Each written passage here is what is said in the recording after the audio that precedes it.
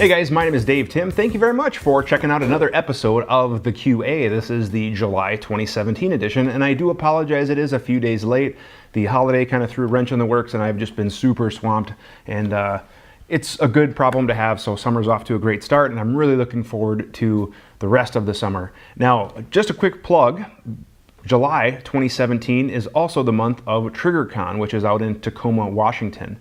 And the Guns and Tactics team will be out there covering the event, bringing you video news of all the new stuff that's coming out at the show, plus range day as well as the show floor. So we're really excited for that. That is at the end of the month. So if you have questions about TriggerCon or products that you'd like to see covered at TriggerCon, or just general questions, please make sure you get a hold of us. You can email us with the address shown below, or you can leave a comment or send us a message.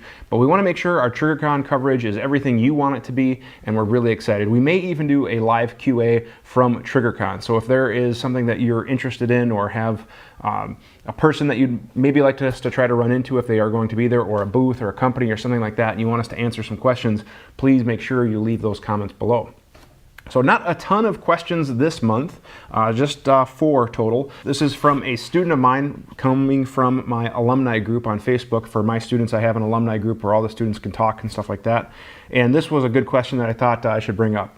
They have a stinky inside the waistband leather holster. What should they do about it? And as summer happens, obviously, it's hot out, you sweat, and the holsters, especially the leather ones, can accumulate a certain amount of funk. And a lot of people had really good suggestions. My advice was to prevent some of that from occurring by applying some clear shoe polish on the inside of your inside the waistband holster to kind of help it be a barrier. And then I also had a local leather maker tell me a long time ago just to simply use saddle soap and let it air out. That way it'll help preserve the leather and not dry out. But other people made comments about having really good luck with some of the deodorizing sprays for like football and hockey gear, things like that, or for breezes. But just make sure you're not overdoing it, because you don't want to damage the leather. Of course, the other alternative would be to use a Kydex type rig in the summer that's much more sweat and weather resistant, because the advantage is then you can simply wipe it down with some soap and water. So I thought that was a good question, and it's something to definitely think about. This is from Jerry via email. What do I think of the new Glock handguns? Glock has announced a few different things. Number one, we've seen rumored, little sneak peeks of the M model, which is going to be the proposed FBI model. And it's kind of like a Gen 5. It actually takes a lot of the influence from the Glock 42, 43 series, which I've kind of said from the beginning. Those are kind of a preview into what the Gen 5 could be. And the 17M that we've seen, or the 19M, kind of looks like that. It has no finger grooves, which I'm a big fan of, an enlarged magwell. The rumor is it has a better trigger, and they've done some other things under the hood as far as like the firing pin safety, the slide stop spring, things like that. Again, all things that we saw in the Glock 42 and 43. We also have some models on the civilian side. They released the FS, which is front serration or forward serration models. And I'm a big fan of forward serrations in general on a pistol. That's how I manipulate a gun when I have to manipulate the slide, especially on the MOS models. Having that red dot sight, having those forward serrations is really handy. So I like that.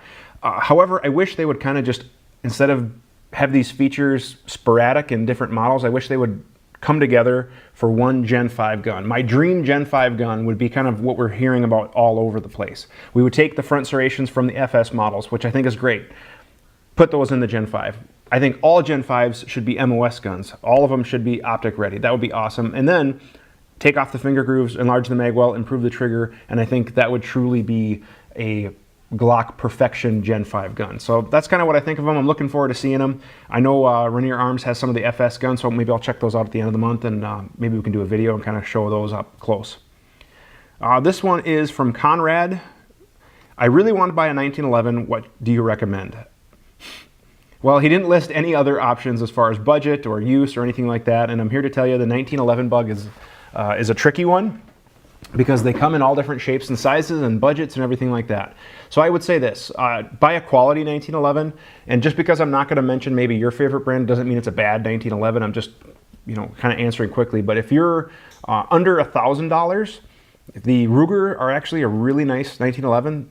They are a really good gun out of the box. I've seen a few of them at classes, and I've seen some of them come in the shop for sight installs and things like that, and they've generally been a pretty good gun out of the box. Springfield makes a pretty good gun out of the box as well.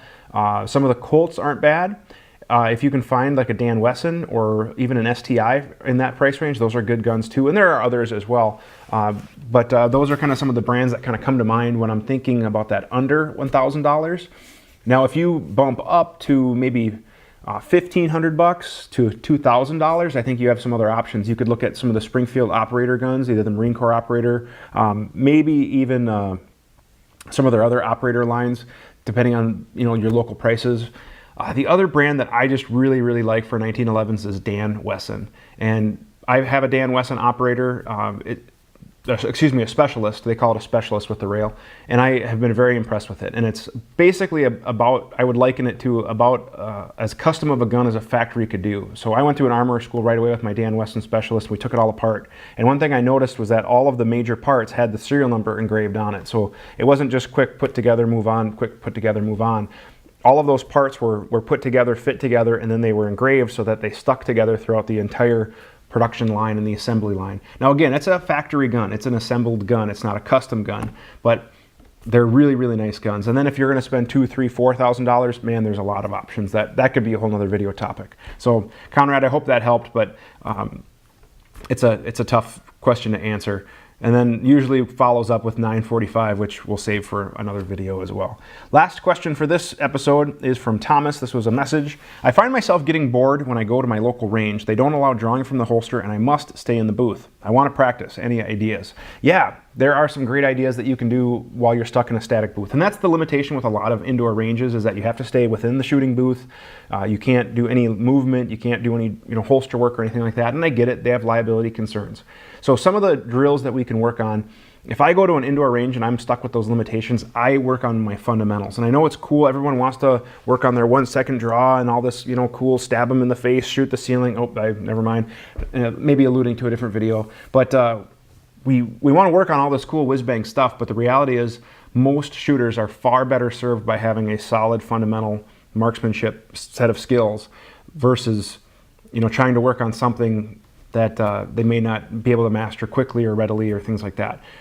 However, if they want to master those things, the fundamentals never hurt them. I've never had a shooter who's a good shooter, a good fundamental shooter, do poorly in a vehicles class, a movement class, a close quarters class, anything like that. Fundamentals has always served shooters very well. So that's what I would work on, is fundamentals. One of the drills that I came up with specifically for indoor ranges is, I call it I Hate the B8. And you just use an NRA B8 target. You can get them online for free. You can put that PDF up. And I start at 8 yards.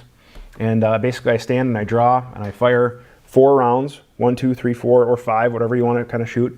And if they're all in the X or 10 ring, I move it back 4 yards. If they're all just in the black dot, I move it back 2 yards.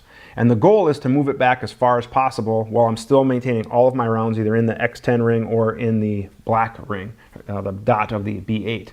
And see how far you can go. If you miss, you get one chance to kind of redo it again. If not, you got to bring it closer and work on your perfection. But you can print off those B8 targets, very inexpensive, just from a printer or a copy machine, and it really gives you something to work on as far as your fundamentals.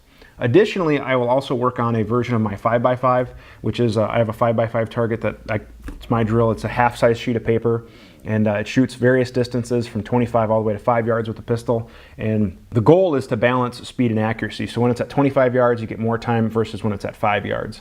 And there is a version that you can do without a holster where you're not necessarily worried about the time as much, but the accuracy, and then just try to pick up your pace a little bit. Additionally, you can work on some line drills. So you just have a vertical line, and what we're trying to do is work on our grip and our trigger. So when we present the sights onto that line, we press our trigger, we want to keep our rounds hitting that line, not deviating left or right. If they are deviating, it could indicate a grip issue, it could indicate a trigger issue. So we can start to work on some of those fundamentals. There's like dot torture, there's all sorts of really cool drills that you can work on without having to move or without having to draw from a holster, that you can still work on those fundamentals of marksmanship. So that's what I would work on. So that was a great question, Thomas.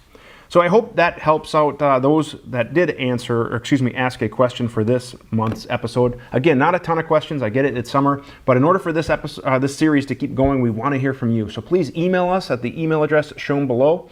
We can quote you however you want to be quoted. You can message us on any one of our social media platforms, or you can simply leave a comment and we'll add it to the QA list. Thank you guys very much for watching, and have a great day.